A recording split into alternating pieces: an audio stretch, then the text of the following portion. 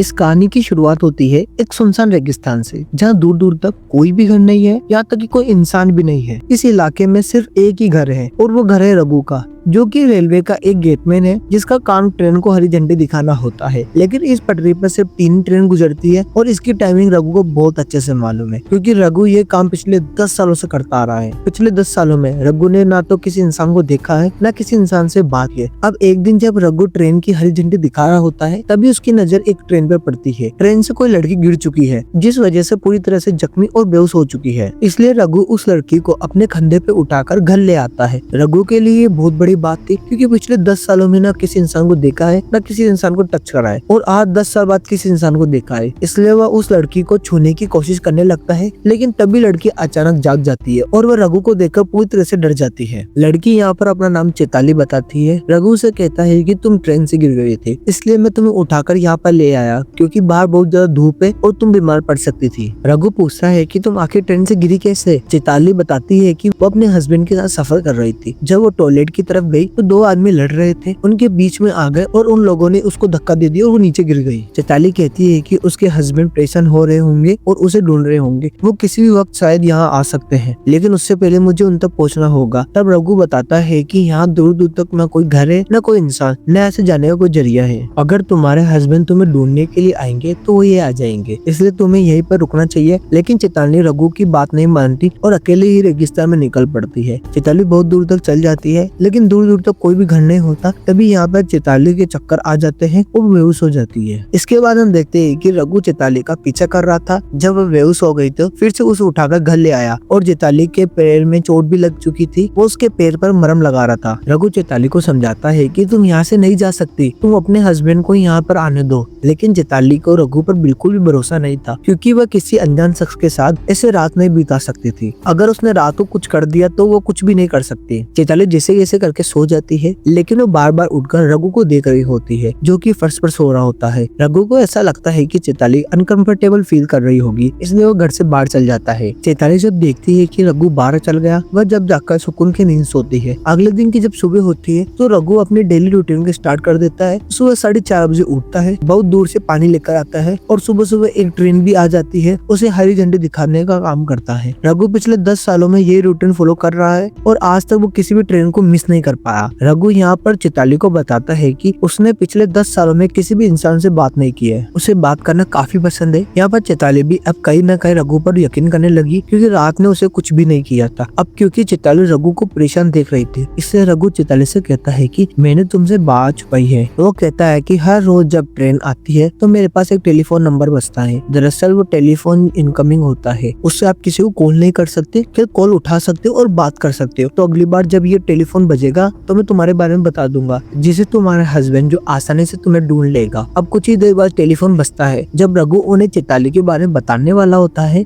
तब चैताली अचानक फोन काट देती है। चैताली बताती है कि उसे ट्रेन से फेंका नहीं गया था, बल्कि वह खुद ट्रेन से कूदी है, क्योंकि वह अपने हस्बैंड से भाग रही थी। वो एक साइकोट्रियाक है और उसी ने अपने हस्बैंड का इलाज भी किया है। इसके बाद चैताली अपने फ्लैशबैक की स्टोरी बताना शुरू कर देती है। वो बताती है कि कुछ साल पहले सिंचू नाम का एक पेशेंट मेरे पास आया है। काफी डिप्रेशन में था, क्योंकि उसकी वाइफ के सुसाइड कर लिया था। ये सदमा सुजू को बर्दाश्त नहीं हो पाया और वह सदमे में चल गया, जिस वजह से वो डिप्रेशन से बाहर नहीं आ पा रहा था। इसलिए चैताली ने इसका इलाज किया था, लेकिन ये ट्रीटमेंट इतना इजी नहीं था। दरअसल ये चैताली का पहला केस था, इसलिए उसने बहुत ज्यादा टाइम सीचू को दे दिया था। धीरे धीरे सीचू नॉर्मल होने लगा, चैताली और सीचू की दोस्ती बनने लगी। और अब क्योंकि चैताली ने सीचू को बहुत ज्यादा टाइम दे दिया था, सिंचू पूरी तरह से ठीक हो गया था, तो ये दोनों एक दूसरे को पसंद करने लगे। कुछ ही दिन बाद इन दोनों ने शादी कर ली। चैताली के फैमिली मेंबर्स बिल्कुल भी ये नहीं मान रहे थे, क्योंकि सीचू एक पागल है और वो कभी पागल हो सकता है। लेकिन चैताली उनकी बात नहीं मानती और सीचू से शादी कर लेती है। उनकी शादी के कुछ टाइम बाद सीचू ने अपना रंग बदल लिया। वो चैताली को ऐसा बिहेव करने लगता है कि वो पागल हो गया है, साथ ही वह उसे मारता भी था। सीचू की ये डेली रूटीन बन चुकी थी। वह रोज नशा और ड्रग्स करता था,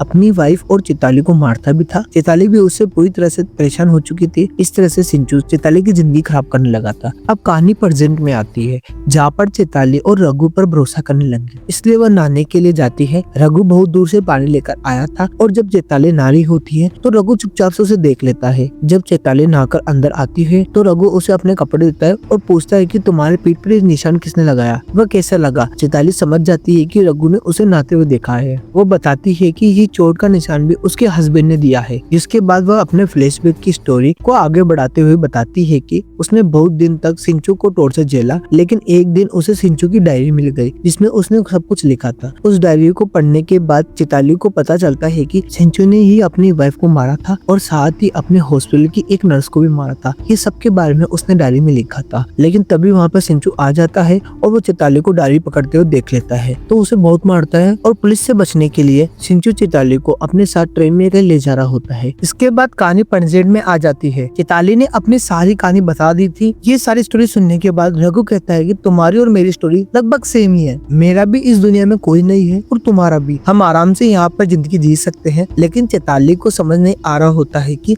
रघु आखिर कहना क्या चाहता है। तभी ट्रेन का टाइम हो जाता है और रघु झंडी दिखाने के लिए चल जाता है। इसके बाद चैताली रघु के हाथ बटाने लगती है। वो उसके लिए खाना बनाती है और उसके रूम की सफाई भी कर देती है। तभी चैताली के हाथ में कुछ ऐसा लगता है कि वो पूरी तरह से हैरान हो जाती है। उसे न्यूज़पेपर की कुछ कटिंग मिलती है जिसमें लिखा हुआ था कि एक शख्स जो 4 लोग को मारकर फरार हो गया था। और चैताली को यहाँ पर ये बात भी पता चलती है कि रघु ने किसी दूसरे रघु की आइडेंटिटी चुराई है जो कि पहले इस रेलवे पर काम करता था। ये सारी चीज जानने के बाद चैताली रघु के सामने चाकू लेकर बढ़ती है। लेकिन तभी यहाँ पर रघु चैताली को कहता है कि तुम्हें डरने की कोई जरूरत नहीं है, मैं तुम्हें सारी सच्चाई बताता हूँ। जिसके बाद रघु की स्टोरी फ्लैशबैक में जाती है और वह अपनी स्टोरी बताने लगता है कि वह बताता है कि मेरी माँ ने मेरे लिए एक लड़की पसंद की थी। पहली मुलाकात में उसने उस लड़की को अपनी सारी सच्चाई बता दी कि मैंने उसे बताया कि मैं एक लड़की से प्यार करता हूँ, लेकिन उस लड़की ने मुझे धोखा दे दिया और वो अमीर आदमी से शादी कर ली थी। जिस लड़की से मैं शादी करने वाला था उसका कोई बॉयफ्रेंड नहीं था और वह भी मुझसे शादी करने के लिए मान जाती है। जिसके बाद मेरी शादी हो जाती है और कुछ ही महीने बाद मेरी वाइफ अपने कजिन को बुला लेती है। वो इसलिए क्योंकि मेरे कुछ खेत थे जहाँ मुझे काम करना पड़ता था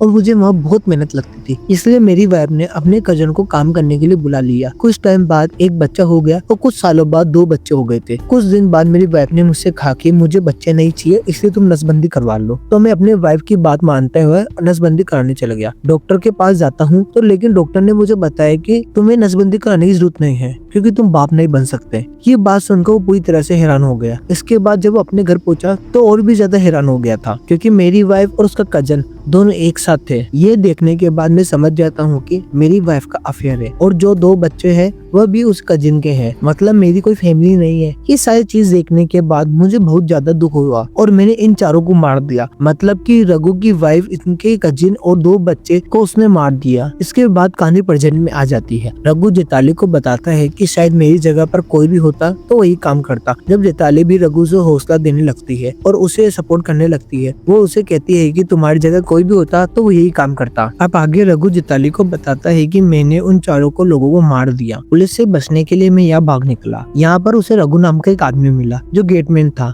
वो उन्हीं के साथ काम करने लगा। मैं खेत में हाथ बटाने लगा जिससे कि वह यहीं पर गुल मिल गया। लेकिन एक दिन अचानक उनकी मौत हो गई और तब से ये गेटमैन का काम मैं कर रहा हूँ और इस तरह से मुझे 10 साल हो चुके हैं। इसके बाद चैताली को रघु पर तरस आने लगता है कि इस आदमी के साथ बहुत ज्यादा बुरा हुआ। इसलिए चैताली डिसाइड करती है कि वह कुछ दिन यहाँ पर रहेगी। इसलिए वो रघु के काम में उसका हाथ बटाने लगती है। इन्हें पानी के लिए बहुत दूर जाना पड़ता था, लेकिन फिर भी चैताली पानी के लिए जाती है। और जब चैताली बहुत दूर पानी के लिए गई थी और जब वो रेलवे क्रॉसिंग पर होता है तब यहाँ पर सिंचू नाम की एक वाइफ को ढूंढते हुए आदमी आता है। वो यहाँ पर पूछता है कि क्या तुमने यहाँ पर एक औरत को देखा? रघु साफ साफ मना कर देता है। वह कहता है कि उसने किसी भी एक ऐसी औरत को नहीं देखा। यहाँ पर सिंचू बताते हैं कि उसकी वाइफ का ट्रीटमेंट चल रहा है और पूरी तरह से पागल है। उसका नाम सीका है और वो अपने मन में उल्टी सीधी बात बताने लगती है। वो कहती है कि मैं एक डॉक्टर हूँ, अगर सीका किसी के साथ है तो उसके साथ जानलेवा खतरा हो सकता है। अगर तुमने उस लड़की को देखा है तो मुझे बता दो। मेरी वाइफ सीका का इलाज चल रहा है और मेरा नाम डॉक्टर सिंचू है। ये सारी बात सुनने के बाद यहाँ पर रघु को यकीन नहीं होता है कि आखिर वो किसके ऊपर भरोसा रखे और किसके ऊपर नहीं। ये सारी बात सुनने के बाद रघु फौरन उस जगह पर पहुंच जाता है जहाँ पर चैताली पानी के लिए गई थी। रघु से कहता है कि ये सीका कौन है। वो समझ जाती है कि उसका हस्बैंड सिंचू यहाँ पर आ चुका है। यहाँ पर चैताली उसे समझाने की कोशिश करती है कि सीकू जो है वो उसकी वाइफ का नाम है और उसकी वाइफ मर चुकी है। जैसे तुम्हें मनाया है वह उसी तरह सबको मना लेता है और मेरे बारे में पता कर लेता है, और अगर मैं उसके पास गई तो वो मुझे मार देगा। यहाँ पर रघु उसके ऊपर भरोसा तो नहीं हो रहा होता है, लेकिन कहीं ना कहीं चैताली भी ये बात समझ चुकी है। इसलिए चैताली कहती है कि हम एक काम करते हैं, हम लोग पुलिस को बुला लेते हैं। लेकिन रघु फौरन मना कर देता है क्योंकि रघु खुद भागे हुए एक मुजरिम है। तो अब वह दोनों वापस जाते हैं,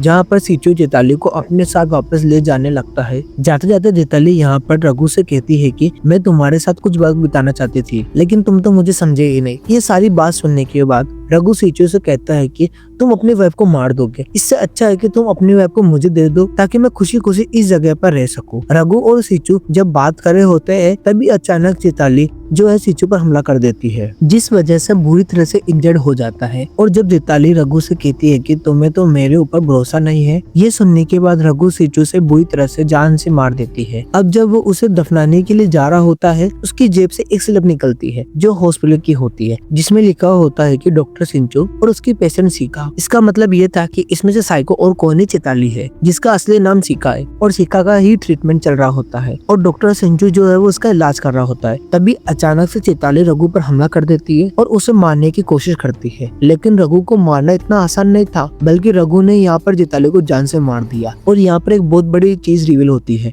दरअसल असली साइको और कोई नहीं रघु था। यहाँ पर हमें बताया जाता है कि रघु जिस लड़की से प्यार करता था और उस लड़की को धोखा दिया और उस रईस आदमी से शादी कर ली थी, तो रघु ने उन दोनों को मार दिया था, साथ में उसके बच्चे को भी मार दिया था। और यहाँ तक कि जिस जगह पर रेलवे क्रॉसिंग करने का असली काम था, रघु को भी मार दिया था। वैसे आप इन तीनों के बारे में क्या सोचते हैं? क्या रघु साइको था या फिर चैताली या फिर सिंचो? ये अब आप पे है। आप मुझे नीचे कमेंट में जरूर बताना कि असली साइको कौन था। इसी के साथ हमारी मूवी एंड हो जाती है। अगली कहानी आप किस मोहब्बत पे सुनना चाहते हो मुझे नीचे कमेंट में जरूर बताना, क्योंकि मैं आपके सारे कमेंट पढ़ता हूँ और प्यारे प्यारे कमेंट के लिए बहुत सारे शुक्रिया।